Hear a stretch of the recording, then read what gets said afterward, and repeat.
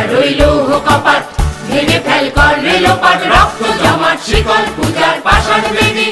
ওরে ও তরু নিশান, বাজা তোর প্রলয় নিশান, ধ্বংস নিশান উড়ুক প্রাচীর প্রাচীর ভেদী। তারা রইল কপাট, ভেঙে ফেল কর রেলোপাট, রক্ত জমাট শিকল পূজার পাষাণ বেদী। আমরা আজ এসেছিলাম আলিপুর সেন্ট্রাল জেল মিউজিয়ামে। এটি একটি ঐতিহাসিক গুরুত্বপূর্ণ স্থান। এখানে 30 টাকার প্রবেশ মূল্য আছে, তার বিনিময়ে আমরা সবটা ঘুরে দেখতে পারি। এখানে ব্যাগ রাখারও ব্যবস্থা আছে। চলুন আমরাও ঘুরি, আপনাদেরকেও দেখাই। এই কারাগারটি ভারতের স্বাধীনতা সংগ্রামের একটি কেন্দ্রীয় স্থান ছিল। এখানে নেতাজি সুভাষচন্দ্র বসু, জওহরলাল নেহেরু, চিত্তরঞ্জন দাস এবং দীনেশ গুপ্তের মতো মহান স্বাধীনতা সংগ্রামীদের রাখা হয়েছিল। এই মিউজিয়াম তাদের আত্মত্যাগের প্রতি শ্রদ্ধা নিবেদন করে। এটি সম্পূর্ণ লাল ইটের দেওয়ালে বানানো। এখানে অনেক জেলের কোঠরি আছে, ফাঁসি মঞ্চ আছে, ওয়াচ টাওয়ার আছে এবং সন্ধ্যের দিকে লাইট অ্যান্ড সাউন্ড শো আছে। এগুলো যদি দেখতে চান আপনারা দেখতে পারেন। এখানে একটি কফি হাউস আছে, যেটি আপনার জন্য একটি বিরতির জায়গা বলতে পারেন। তো চলুন এক এক করে আমরা দেখতে থাকি। তো প্রথমে চলে যাব আমরা ফাঁসি মঞ্চে।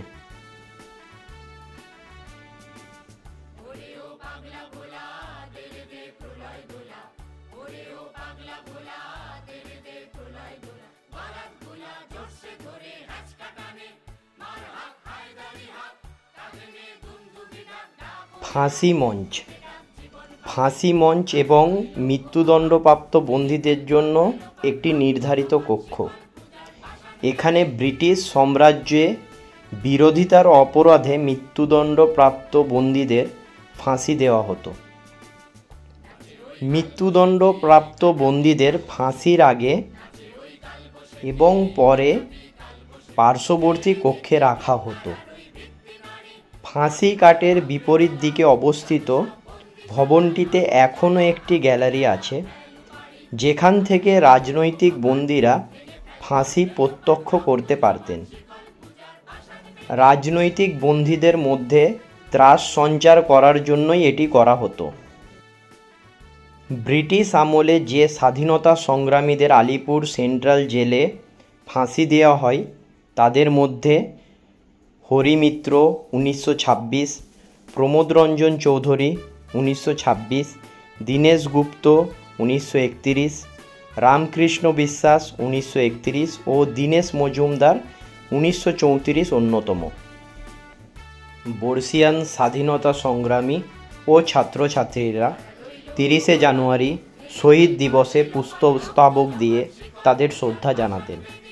আলিপুর জেলের ফাঁসি কাঠ আধুনিক সময়ের অধিকাংশ কারাগারের ফাঁসি কাঠের চেহারায় যেমন হয়, আলিপুর সেন্ট্রাল জেলের ফাঁসি কাঠও তার ব্যতিক্রম নয়। এই মঞ্চের ওপর ফাঁসি কাঠটি দাঁড় করানো। মঞ্চটি নির্মিত হয়েছে পাথরে ঘেরা একটি কূপের ওপর। তার মাথায় একটি বর্গা আটকানোর সঙ্গে ঝোলানো আছে। ফাঁসি কাঠ বোঝাতে ফরাসি শব্দ পোটেনশান এসেছে ল্যাটিন পোটেন্সিয়া শব্দ থেকে, যার অর্থ ক্ষমতা। ব্রিটিশ সাম্রাজ্যের শাসনের ভিত্তি ছিল আইন, আর এই আইনের কেন্দ্র ছিল ফৌজদারি বিচার। এলাকার মানুষদের দমন করার জন্য ঔপনিবেশ শাসকদের মুখ্য হাতিয়ারগুলো ছিল শৃঙ্খলার রক্ষা, শাস্তিদান ও সাজাপ্রাপ্তকে মৃত্যুদণ্ড দেওয়া।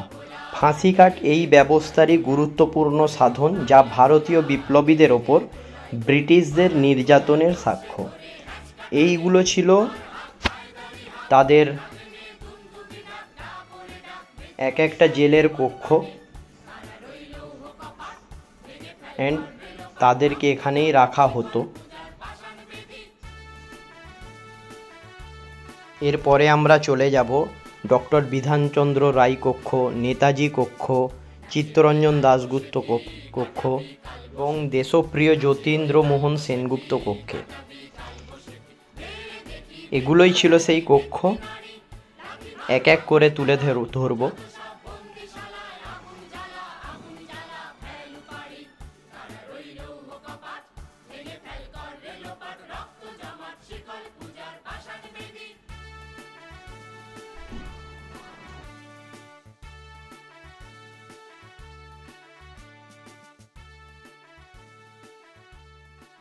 ডক্টর বিধানচন্দ্র রয় কক্ষ।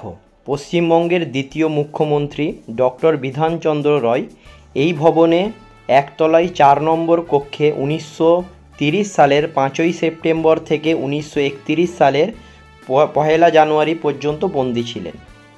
ডাক্তার রায় বিশ্বাস করতেন স্বরাজ পেতে গেলে দেশের নাগরিকদের সুস্বাস্থ্য একান্ত প্রয়োজন। 1928 সালে তিনি সর্বভারতীয় কংগ্রেসের সদস্য নির্বাচিত হন। তখন বাংলায় কংগ্রেস দলের অভ্যন্তরীণ বিবাদ চলছিল। আইন অমান্য আন্দোলনের সময় তার কার্যকারী ভূমিকার জন্য তিনি কংগ্রেসের ওয়ার্কিং কমিটির সদস্য হিসাবে মনোনীত হন। মহাত্মা গান্ধীর নেতৃত্বে লবণ সত্যাগ্রহ ও ডান্ডি মার্চের পর কংগ্রেসের ওয়ার্কিং কমিটিতে বেআইনি ঘোষণা হয় এবং ডক্টর রায় ও তার অন্যান্য সঙ্গীরা আলিপুর জেলে বন্দী হন। জেলবন্দি থাকার সময় তিনি কলকাতা পুরসভার পৌরপিতা বা অলডারম্যান হিসাবে ছিলেন এবং পরবর্তীকালে মহানাগরিক পদে উন্নতি হন।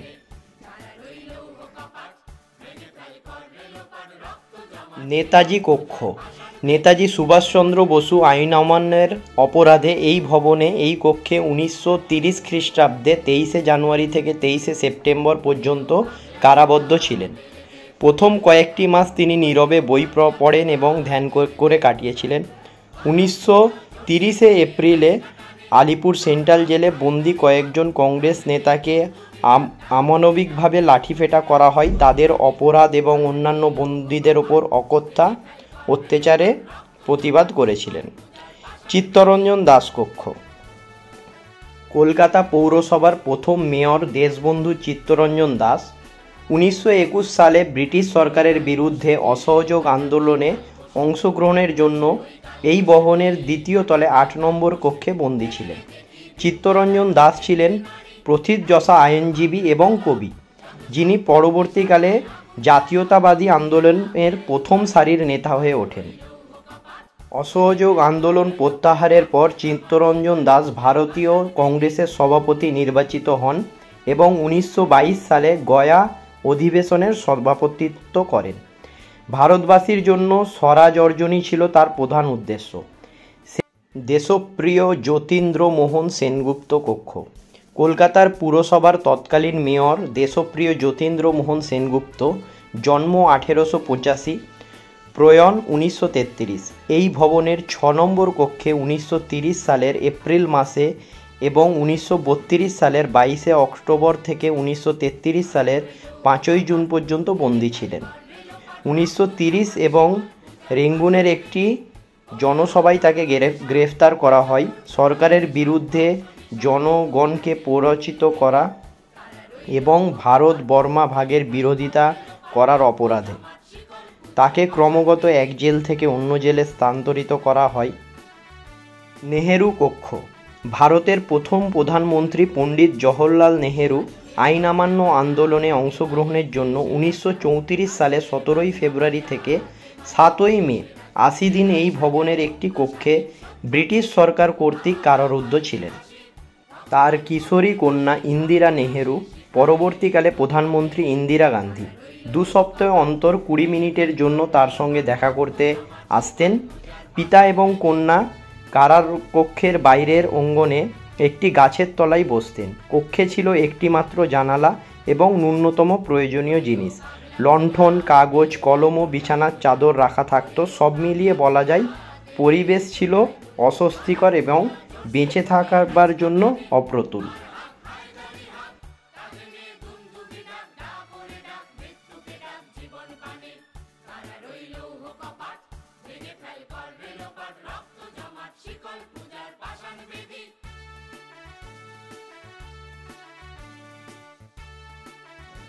এই শতাব্দীর প্রাচীন অট্টালিকা বিনা সংস্কারে রাখা হয়েছে স্মৃতির জন্য। ব্রিটিশ কারা ব্যবস্থা কেমন ছিল সেটা সবাইকে বোঝানোর জন্য। 100 বছরের পুরানো এই ভবনটি ব্রিটিশ শাসিত ভারতের মূল স্থাপত্যের স্মৃতি রক্ষার্থে রাখা হয়েছে। এই কক্ষগুলোর ডিজাইন প্যাটার্ন অনেকটা সবগুলোরই একই। কিছু কক্ষ ছিল সিঙ্গেলের জন্য, কিছু কক্ষ ছিল গ্রুপে থাকার জন্য। যেসব বন্দিরা একসঙ্গে এখানে অন্তরীণ ছিলেন তাদের কেমন অবস্থায় রাখা হতো তার একটা ধারণা এই কক্ষ থেকে পাওয়া যায়। পূর্বের ঔপনিবেশ প্রশাসকেরা কারাগার সম্পর্কে যে মনোভাব পোষণ করতেন এই ভবনটির বিন্যাসে তা প্রতিফলিত হয়েছে। একই কক্ষে থাকা সত্ত্বেও বন্দীদের একে অপরের মধ্যে অতিরিক্ত কথাবার্তার নিষেধ ছিল। সেই জন্য পাথরের তৈরি অপ্রশস্ত বিছানার বালিশগুলো একটি আরেকটির বিপরীতে রাখা হতো, যাতে দুজন বন্দী পরস্পরের সঙ্গে কোনো রকম কথা বলতে না পারে। এটি ছিল মিউজিয়াম। এখানে তখনকার দিনের সব কিছু অস্ত্র শস্ত্র কিছু সংরক্ষিত করে রাখা হয়েছে। কিছু ম্যাপ এবং ফটোস তখনকার দিনের কালেক্ট করে রাখা হয়েছে।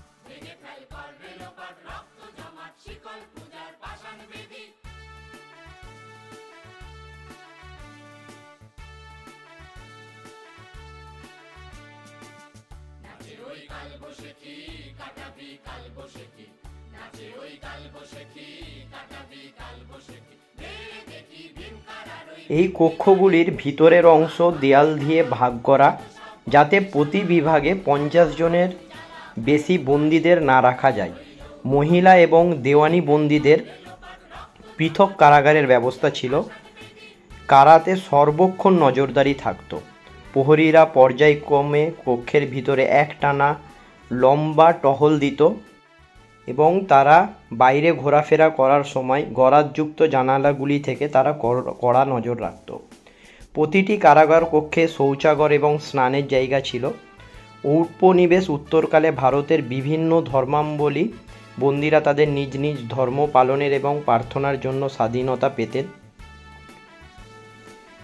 এটা কিভাবে তখন থাকতো সেই হিসাবে কিছুটা তুলে ধরা।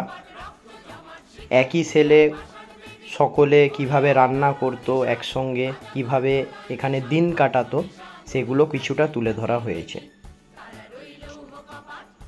করা হয় তৃতীয় শ্রেণীর সবচেয়ে বিপজ্জনক বন্দীদের মাটিতে রাখা হতো। দ্বিতীয় শ্রেণীর বা তুলনামূলক কম বিপজ্জনক রাজনৈতিক বন্দীদের জন্য সিমেন্ট দিয়ে বানানো বিছানা বরাদ্দ ছিল। উচ্চ শ্রেণীর বন্দীদের পৃথক কক্ষে রাখা হতো। ইউরোপিয়ান বন্দীদের স্থান হতো অন্য ওয়ার্ডে। আরও অনেক কক্ষ ছিল, সবগুলো তুলে ধরা হয়ে ওঠেনি। অনেক জায়গা ছিল খুব সুন্দর করে সাজানো হয়েছে এবং তাদের ডিটেলসে দেওয়া আছে ভিজিটারদের সুবিধার্থে। একদিনের ট্যুর খুবই ভালো লাগবে, আপনারা ঘুরে আসতে পারবেন। আজকের জন্য এইটুকুই, টাটা।